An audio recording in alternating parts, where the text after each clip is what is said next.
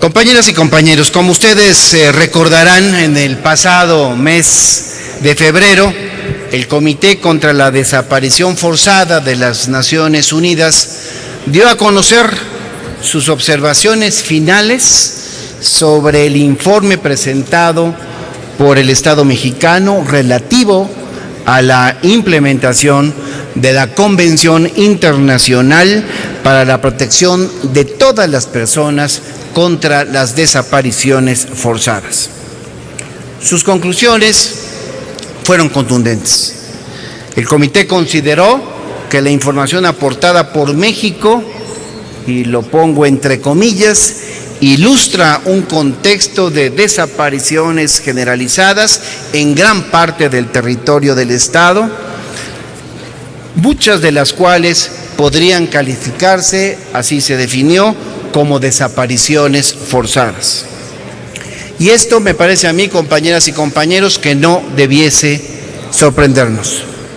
Pues según las cifras del Registro Nacional de Personas Desaparecidas del propio Sistema Nacional de Seguridad Pública, existen 23.689 personas no localizadas desde el año 2007, de las cuales 9.672 casos han tenido lugar durante el actual sexenio.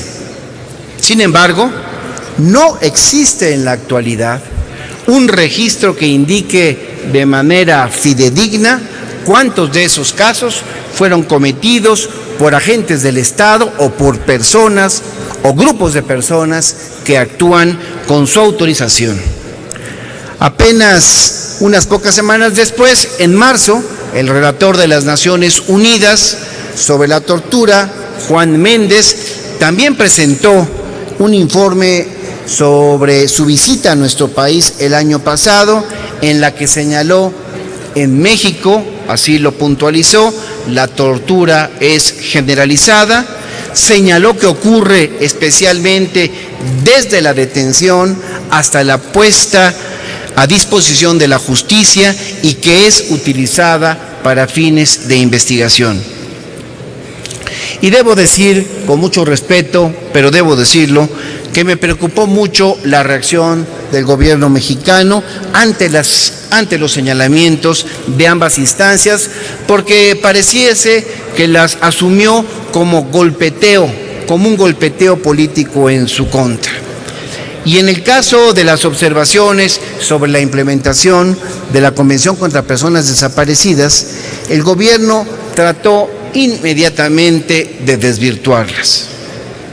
En el caso, y lo quiero citar también, en el caso del informe sobre la tortura, la respuesta fue a través de la Cancillería y derivó, desde mi punto de vista, en un innecesario conflicto con el relator.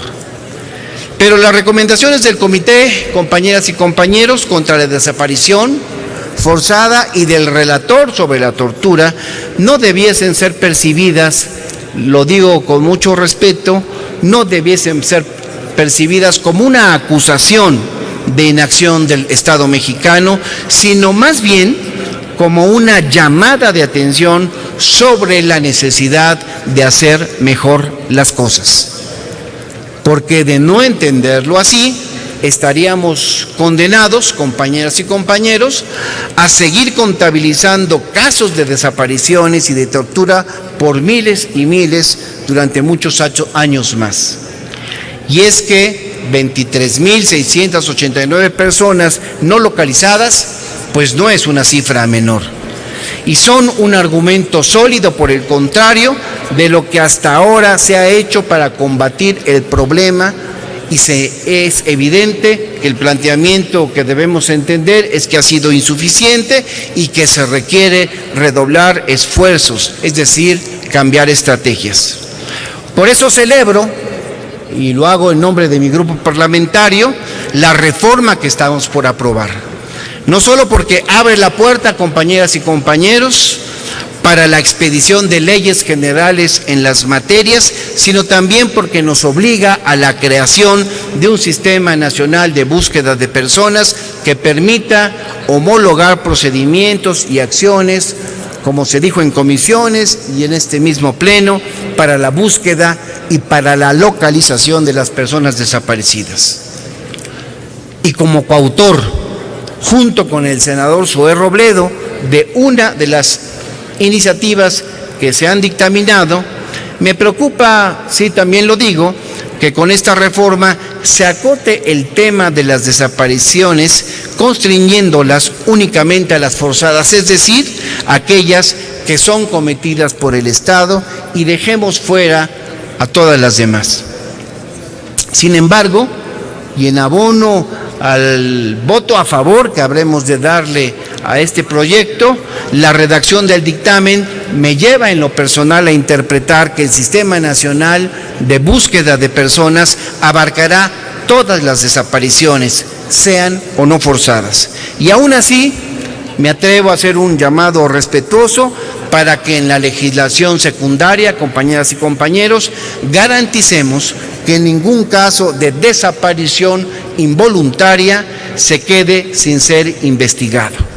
Y también conmino respetuosamente a mis compañeras y compañeros senadores a que impulsemos la armonización de la legislación en las entidades de nuestro país para garantizar un eficaz combate a la tortura y a las desapariciones, a fin de lo que hoy emprendemos con esta reforma no se quede, senador presidente, como una mera aspiración, sino que se convierta en una realidad. Enhorabuena, pues, por esta reforma y reitero el voto a favor de quienes formamos parte del grupo parlamentario del PRD. Es cuanto. Gracias, senador Robles.